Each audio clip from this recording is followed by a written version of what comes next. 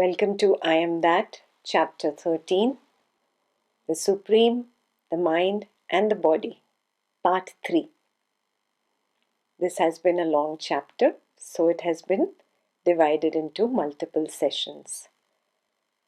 Today we will continue from page 34, where we stopped last. Here the questioner is asking about the Paramaswarup. Paramaswarup, that is the word used in the Marathi text, has been translated here as the Supreme, the primordial awareness.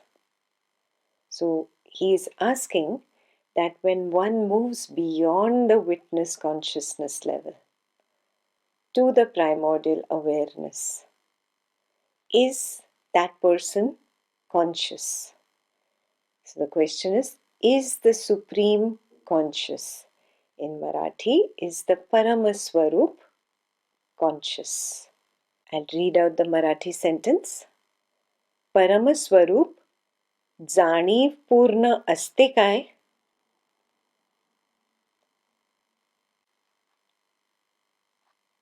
In English, Paramaswarup has been translated as Supreme. Is the Supreme conscious? Maharaj says, neither conscious nor unconscious. I am telling you from experience. So those who have got a glimpse, those who have managed to go beyond the body-mind and just remain as the witness, soon you come to a point where the I, the witness, also dissolves. The sense of I am disappears into nothingness. That's when you got a glimpse of the primordial awareness. When body, mind and the witness became one and you went beyond. Even if it was just for a few seconds, you got a glimpse of the supreme state, the Paramaswarupa. If you were there, you would have recognized it is neither conscious nor unconscious. This would be your own experience.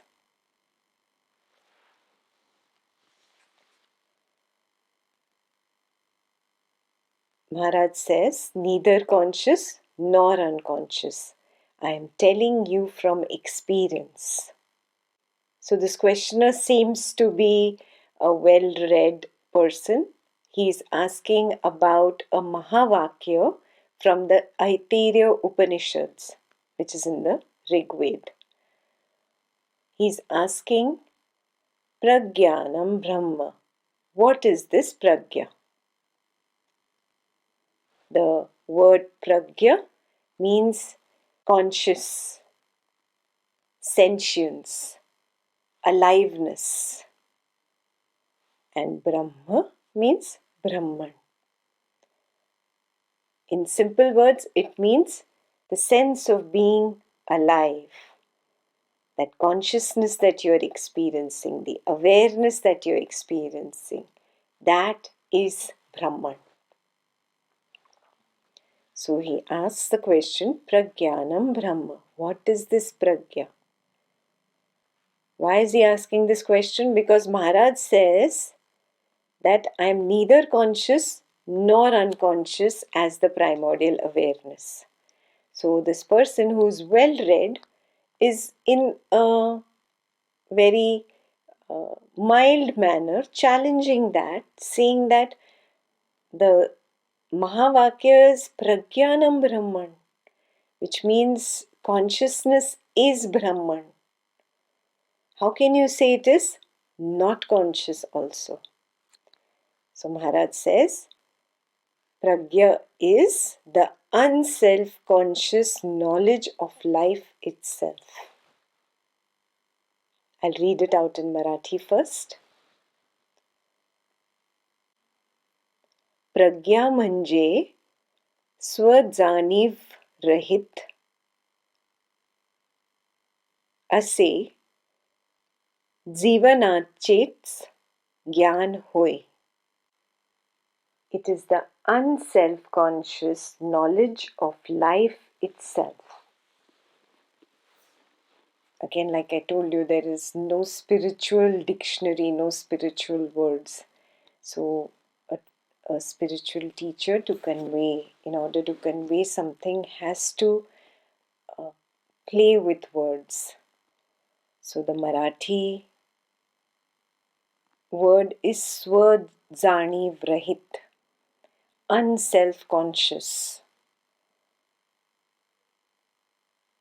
To explain that in simple terms means where the primordial awareness, it's not conscious about itself, yet it has the knowledge of life itself.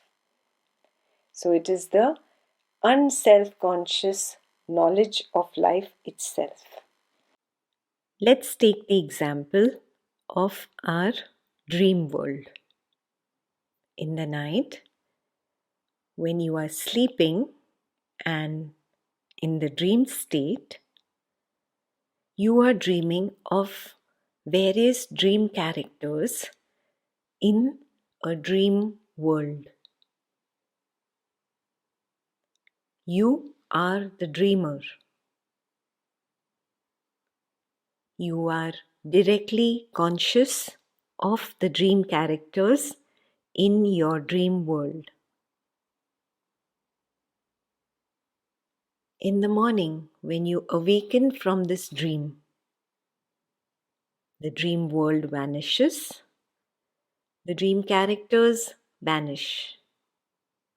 You are now the waker.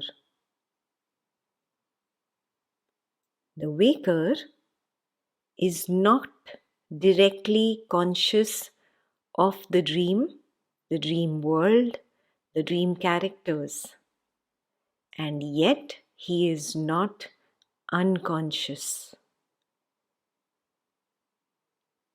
He has the knowledge of the existence of the dream. Similarly, the primordial awareness, the pure consciousness, the supreme state, is not directly conscious of life, yet it is not unconscious. That is why Maharaj described it as the unself-conscious knowledge of life itself.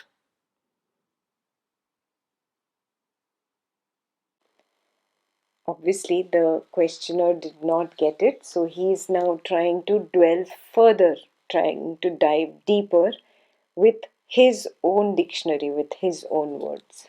So he asks, is it vitality, the energy of life, livingness? So Maharaj says, energy comes first, for everything is a form of energy. Consciousness is most differentiated in the waking state, less so in dream state, still less in deep sleep state. Homogeneous in the fourth state. Beyond is inexpressible, monolithic reality, the abode of jnana, not jnani, the abode of jnana. So, Maharaj is explaining that first is energy, everything is energy. It is consciousness itself that is energy. This energy is differentiated. It has many different parts.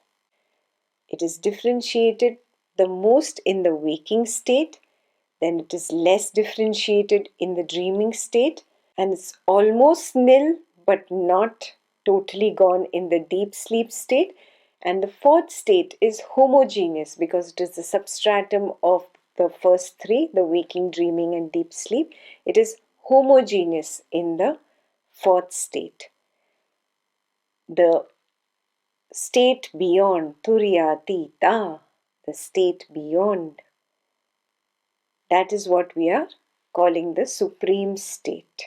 That is what we are calling the Swarupa state. Yeah? The Paramaswarupa state. In that, beyond is inexpressible. It cannot be put in words, indescribable. Monolithic means it cannot be divided.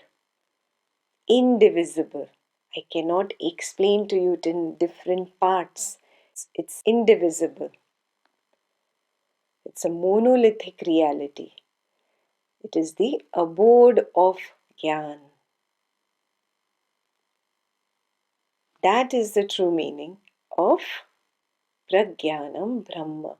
Means it is the abode of Gyan, but that Gyan does not know itself. It's not conscious of itself. So it's unself-conscious.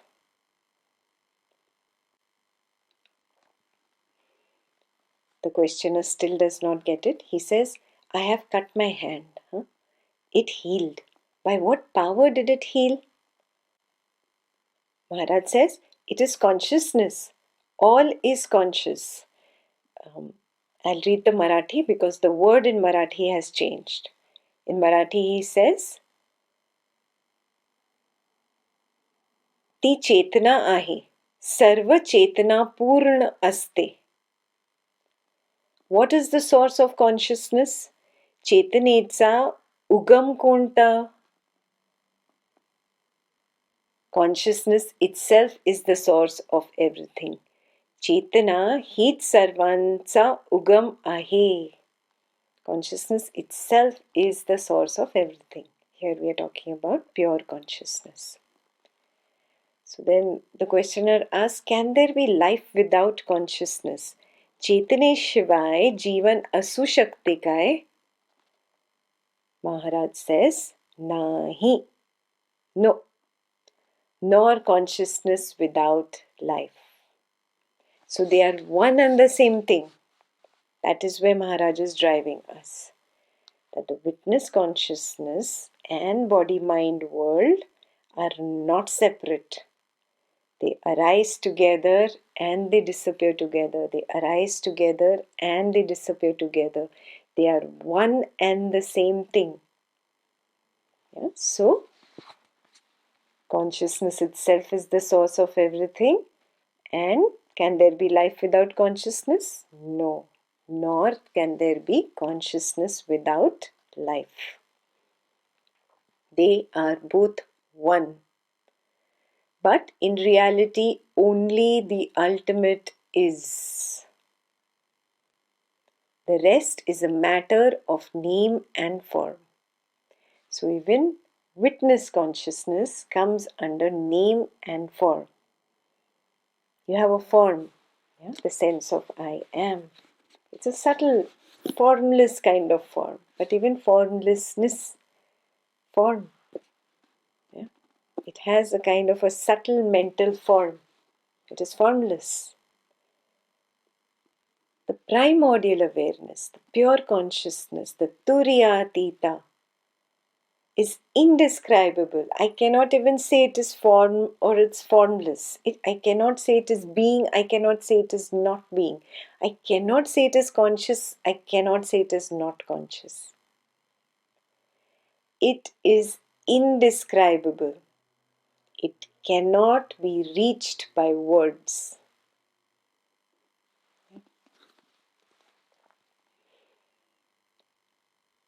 As long as you cling to the idea that only what has name and shape exists, the Supreme will appear to you non-existing. Please highlight this. This is very, very important. Till the time I continue my old conditioning, my old habit pattern of trying to experience the consciousness, of trying to know the consciousness, of trying to figuring it out, to be able to dissect the consciousness. This is the way our minds are trained in this samsara, in the world of the body-mind. Maharaj is warning us that in that world, this analysis will only take you down. You cannot experience the Supreme because it is not separate from you. You cannot know it. You cannot perceive it. And the most favorite example of the Upanishads is, can the eyes ever see themselves directly? Not in a mirror, directly. Can the eyes ever see themselves? No, they can never see themselves. The eyes will see the world because the world is separate. The eyes will see this body, but the eyes cannot see themselves. This is a favorite example of the Upanishads when explaining about primordial awareness or pure consciousness, that you cannot experience yourself. You cannot dissect yourself. You cannot know yourself. You cannot describe yourself, because all this falls under the realm of the mind, and the mind cannot go there.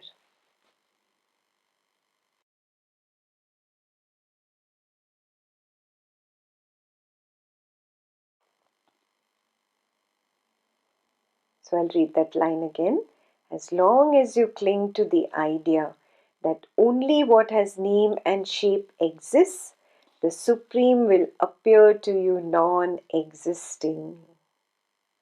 When you understand that names and shapes are hollow shells without any content whatsoever, and what is real is nameless and formless, pure energy of life and light of consciousness, you will be at peace, immersed in the deep silence of reality.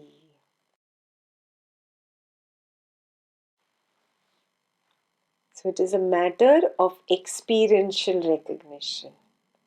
It is a matter of seeing very clearly that in this dream world, everything that is name and form is simply a hollow shell. It appears like a walking, talking body mind, as if it is an individual entity, but it is nothing but a hollow shell. There is nobody home. There is nobody home. Even a radio talks, but break open a radio, you will not find anybody there. It's exactly like that. These body minds all appear to be walking, talking entities, but they are hollow shells. All these names and forms are hollow shells. When this becomes your experiential recognition, not intellectual understanding, experiential recognition, then you grasp the truth that the only reality is no thingness.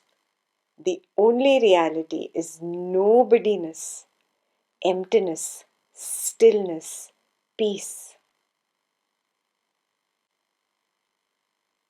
When that becomes clear, then you will stop searching for shape. You will stop searching for form. You will stop trying to know or to experience the consciousness. You will just simply rest as the pure consciousness. You will simply rest as the primordial awareness. You'll be immersed in peace, immersed in the deep silence of reality.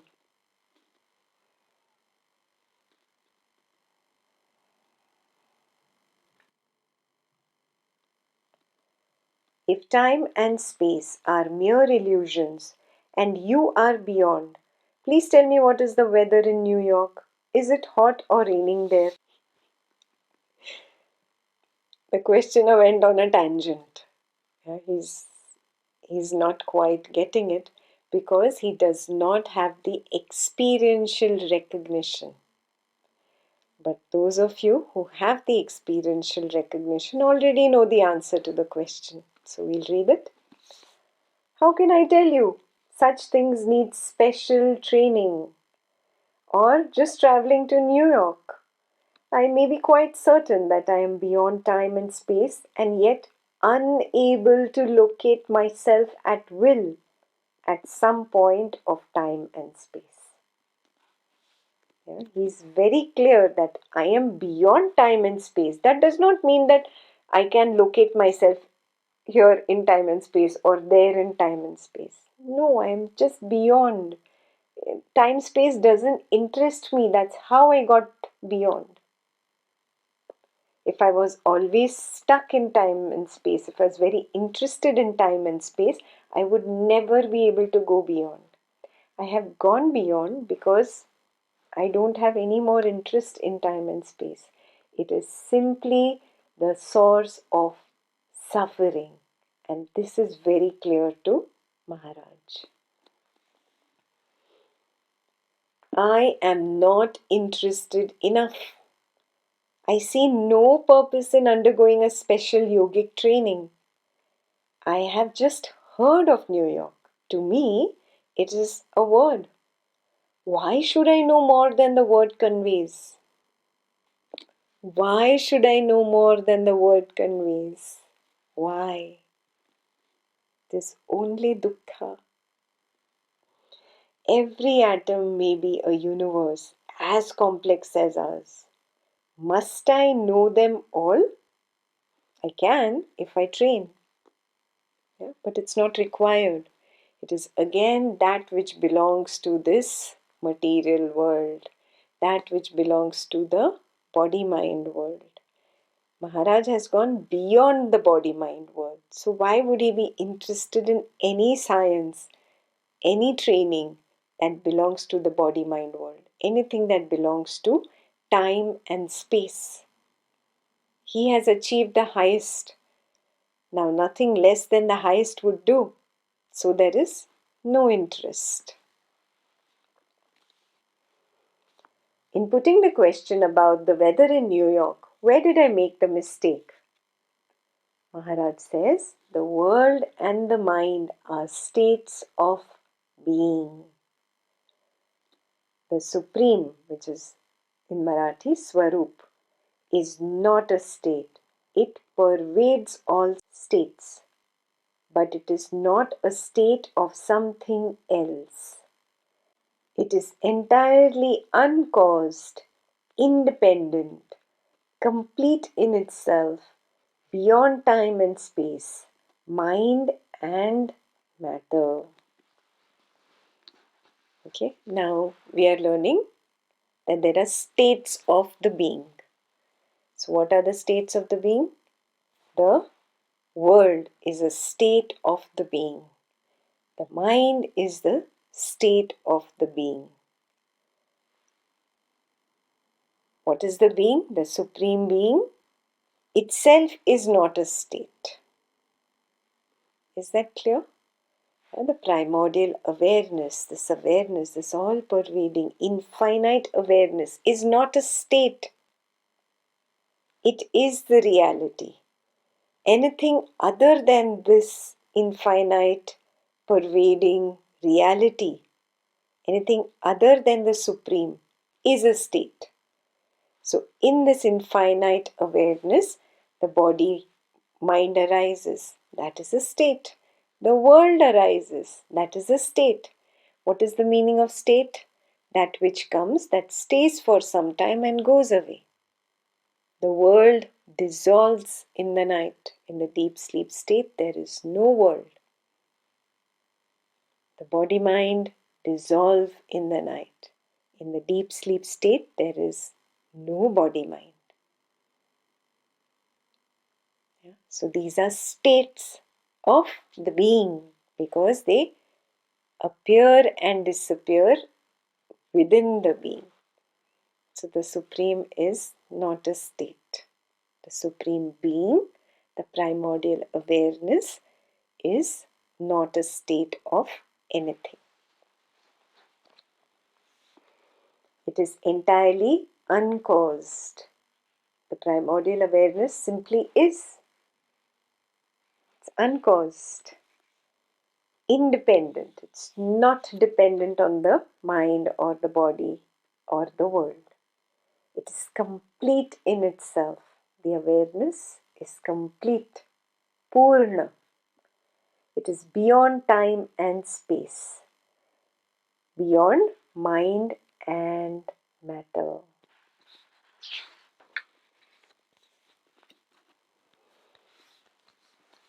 So now the questioner is very interested in getting to the primordial awareness now that he's heard a lot. He says, by what sign do you recognize it? Maharaj says, that's the point. It leaves no traces. Those who have a glimpse of the primordial awareness understand this so clearly. It leaves no trace. It is everywhere. The awareness is everywhere. Yet you cannot find a trace. You cannot find a sign. There is nothing to recognize it by. It must be seen directly by giving up all search for signs and approaches. When all names and all forms have been given up, the real is with you. You need not seek it. Plurality and diversity are the play of the mind only. Reality is one. This awareness is there everywhere, infinitely pervading. It is one reality. It is indivisible. Though there are many names and forms that appear and disappear here, these names and forms are diverse. That awareness is not diverse. It is not plural. Yeah? It is just one reality. Ekta versus the word anekta. That's the words used in the book. For plurality, he's used the word anekta. For diversity, he uses the word vibhinnata. अनेकता आणि विभिन्नता ही केवळ मनाचे खेळ आहे. स्वरूपच एकमेव असते.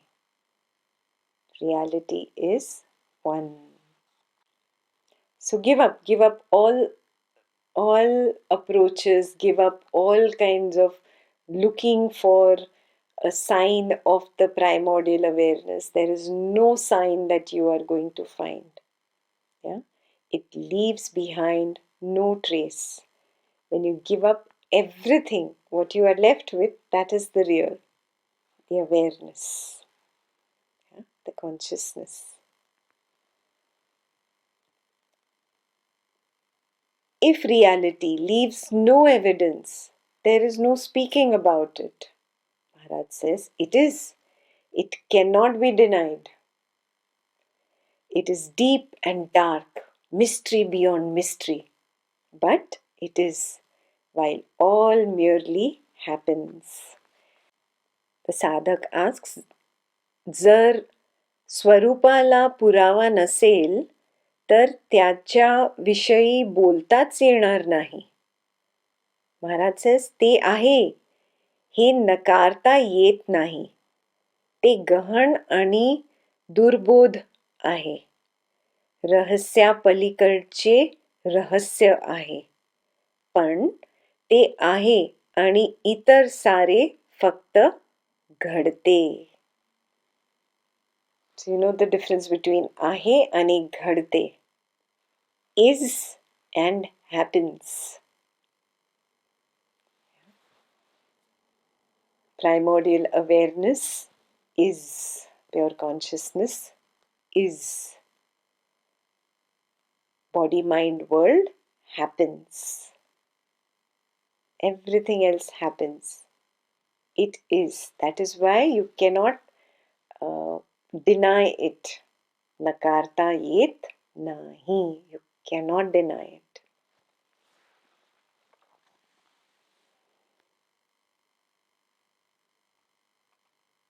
So the questioner is not clear yet. He asks, is it the unknown? Maharaj says it is beyond both the known and the unknown. But I would rather call it the known than the unknown. For whenever something is known, it is the real that is known. Anything you know, anything in this world that you are still knowing the consciousness only. The pure consciousness has manifested as the mind, the body, and the world. So anything that you are knowing the real only, you are knowing the consciousness only. So if you are knowing the consciousness only, you can't call it completely unknown.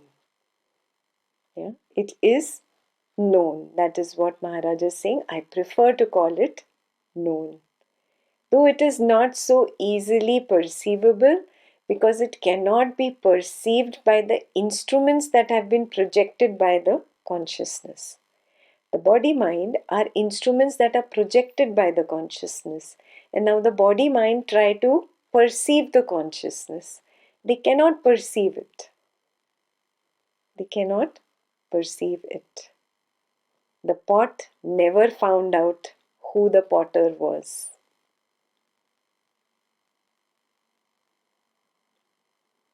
The projections can never find out who the consciousness is that projects it. But they are not themselves different from the consciousness. So, they can just be the consciousness. You can only be the consciousness. You can never know the consciousness. You cannot experience the consciousness, because then that would again mean the consciousness becomes the object of my knowing. I am the subject and consciousness becomes the object of my knowing. Then I become separate from consciousness, which is not possible. Eyes can never see themselves. Similarly, you, the pure consciousness, can never experience yourself. You cannot perceive yourself. You can only be yourself.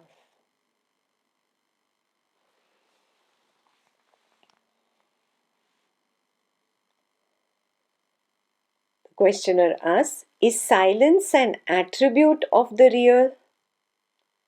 Maharaj says, that too is of the mind. All states and conditions are of the mind. Why? Because silence also, what are you saying is silence? That which is the opposite of noise. Correct?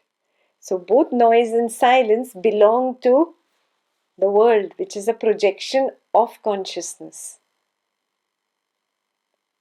The projections of consciousness can never experience or know the consciousness enough to be able to describe it in words. So trying to describe it as silence, you're still using a samsaric word for something that is paramarthik.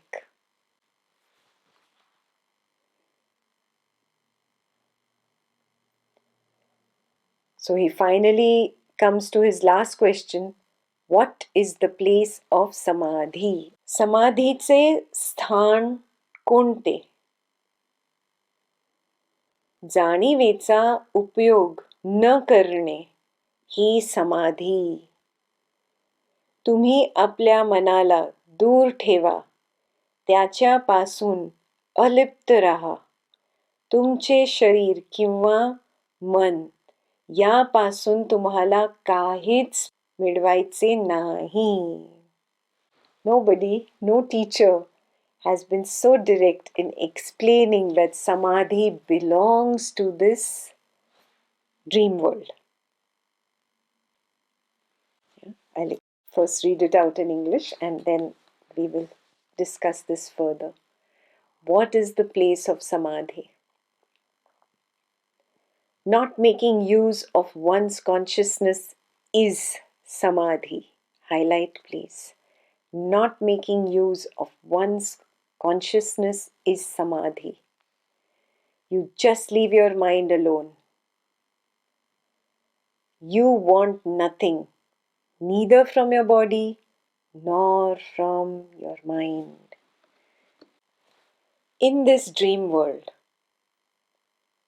this dream character has started assuming that the thoughts, feelings, sensations, and perceptions are mine. This misunderstanding has led to a lot of suffering. It feels that the dreamer's thoughts are my thoughts, dreamer's feelings are my feelings. It holds on to thoughts and feelings and says, oh, I should not have thought like that. I should have not felt like that. Why is this happening to me? Or I am not that kind of a person.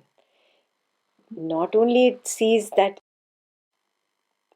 the thoughts and feelings belong to itself, he starts seeing that this other dream character, his also thoughts and feelings are hurting me. So this whole assumption about I am the doer, I am the thinker, I am the experiencer, all this assumption is the cause for suffering. Once this is clear, that this assumption is the cause for suffering, then one learns to drop everything that is related to this dream world. So what is related to this dream world? The body is related to the dream world. The thoughts that are here, hovering around, floating thoughts that I assume are mine, are related to this dream world. The witness is related to this dream world. It is just the dreamer that has become aware that it is dreaming. It is still related to this dream world.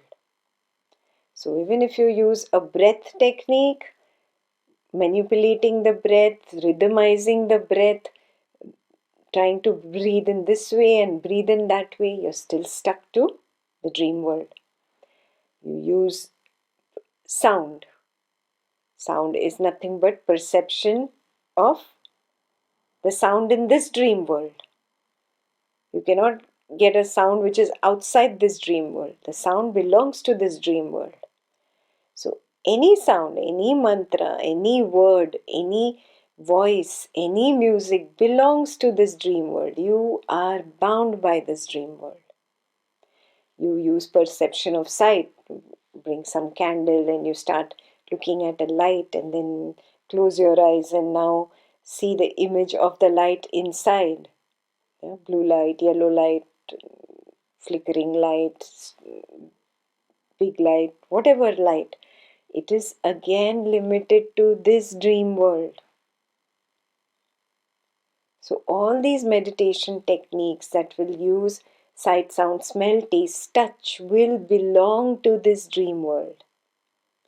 They cannot take you beyond. Impossible. So how do I go beyond? I take the first step as just being the witness consciousness.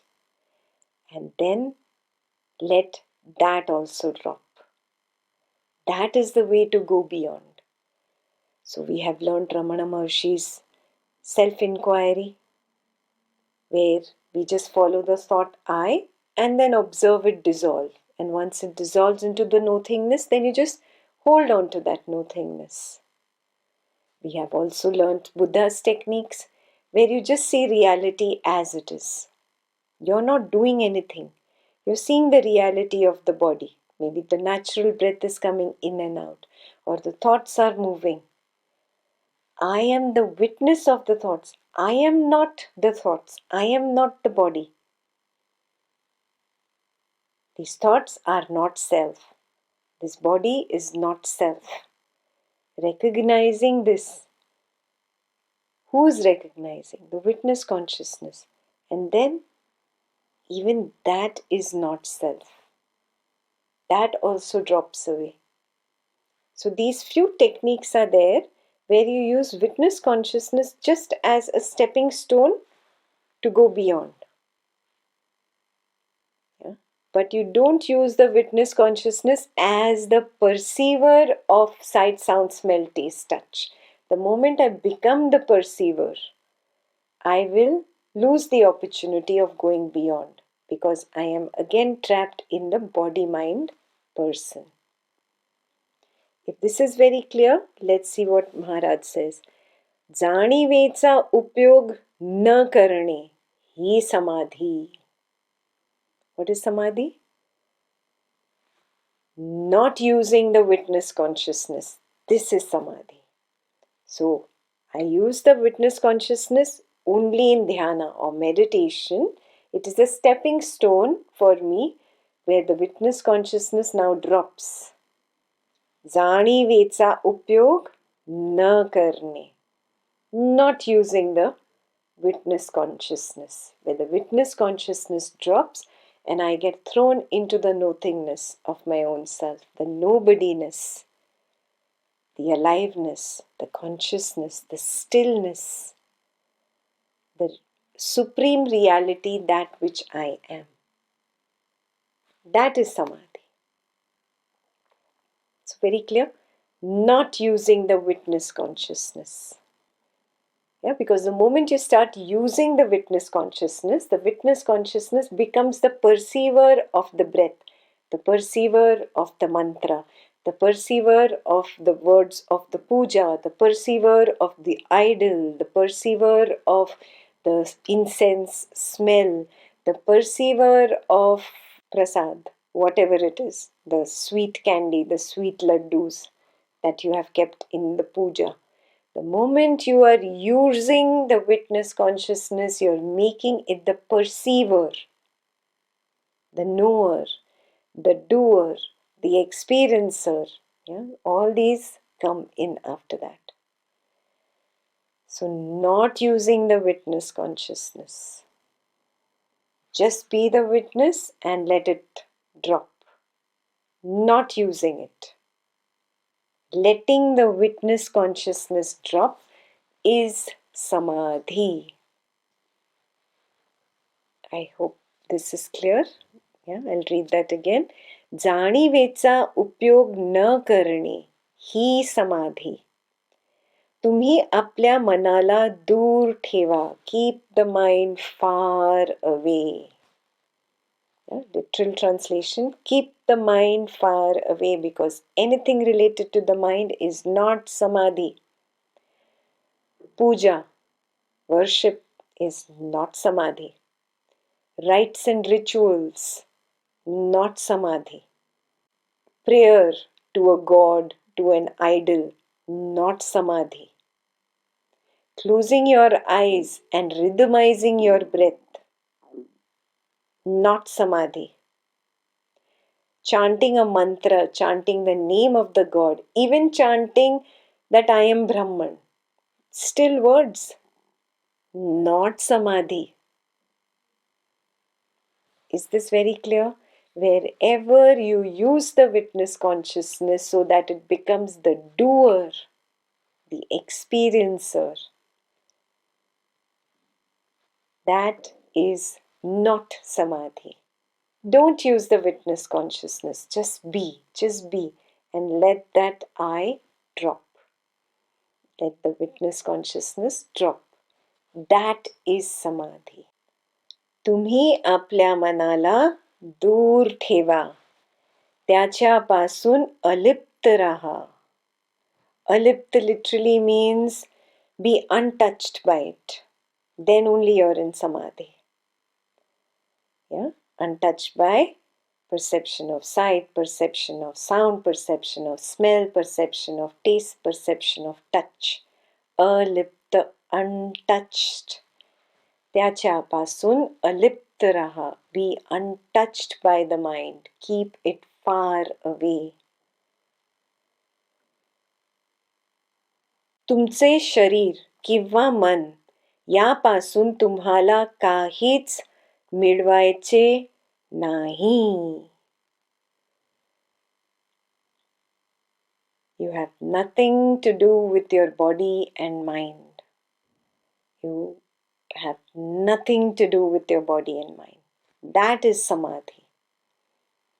When you let go, it's a hollow, empty shell. It is not me. I have got nothing to do with it. That is samadhi.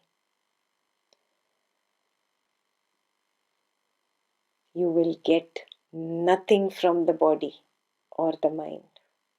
Recognize this truth. Samadhi means just being in your real state, the primordial awareness that you are. And how do you get there? Just be. Just be. Not using sight, sound, smell, taste, touch. Not using the body, not using the breath. Not using anything that falls under the umbrella of the body and the mind.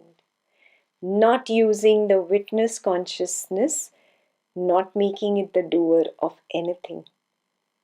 Just being. Just be. You'll notice first you will naturally be the witness consciousness and the witness will drop. And you will just slip into the nothingness. The nothingness of your own true being. So right now, right here, let us all close our eyes and just be. Just be.